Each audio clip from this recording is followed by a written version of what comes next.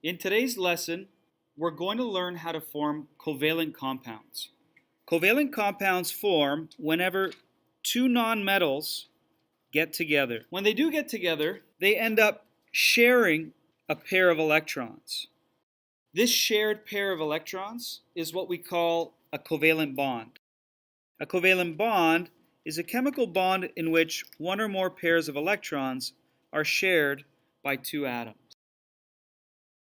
We're going to look at two examples of covalent compounds. The first one is Cl2. In order to do this, I want to draw a Bohr-Rutherford diagram of chlorine. In the nucleus of chlorine, we have 17 protons and 18 neutrons. Surrounding the nucleus, since there are 17 protons, we should expect to find 17 electrons. In the first energy level, 2 electrons. In the second energy level, 8 electrons. And in the final energy level, we put in the remaining 7. And I'm going to draw them in these specific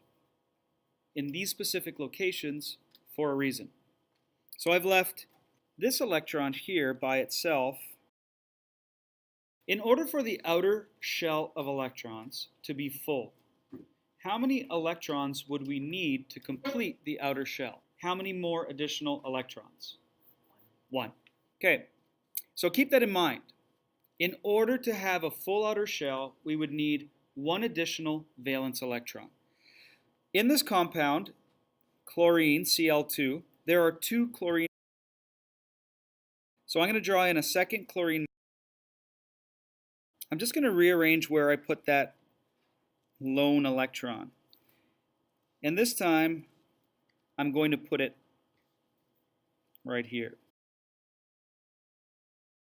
So here we have 2 chlorine atoms, and each of them is desperately trying to fill their outermost electron shell. And they only need 1 electron apiece to do so. If there were any metals in the room, this could be really easy to do because they could just rip an electron off one of the metals and they'll be happy. But there aren't metals around, so what they do is they link up in this way. They link up with each other so that they are filling their electron shell with the electron from the other atom. Now, if we were to cover up this electron,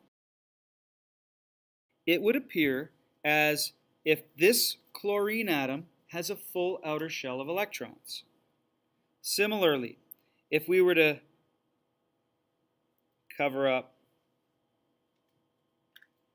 this atom, the outer shell of this chlorine atom appears to be full. So the way they achieve this full outer electron was sharing that lone electron. So it spends some of its time in the first atom and some of its time in the second atom. So this is a covalent bond. And it happens whenever 2 nonmetals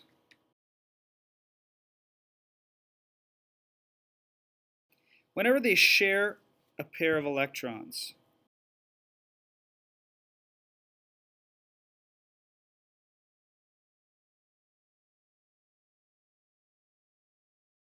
We're going to do a second example, and the second example will be the covalent compound water. So water contains 1 oxygen atom, and oxygen has 8 protons, 8 neutrons, and 8 electrons around it. 2 in the first shell,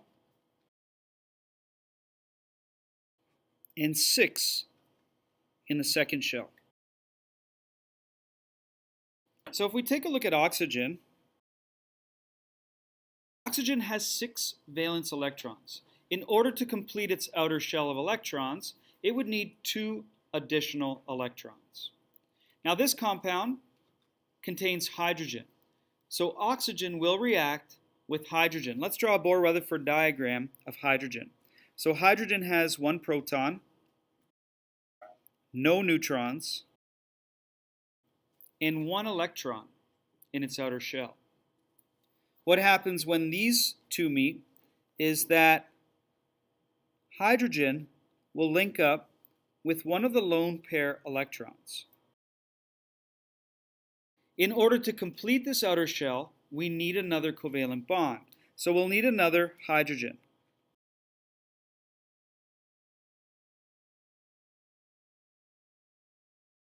So here we have two hydrogen atoms lending their electrons to complete the outer shell of oxygen.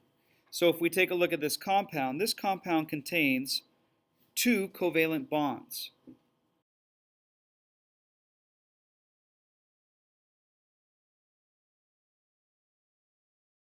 So this molecule that is formed consists of two hydrogen atoms linking up with one oxygen atom. The molecular compound, its name is water. Water, because it's made up of only nonmetals, is called a covalent or molecular compound. Molecular compounds have very specific properties. Most of them are amorphous. Amorphous means that they don't take regular shapes. They're not crystals. They can be solids, liquids, or gases.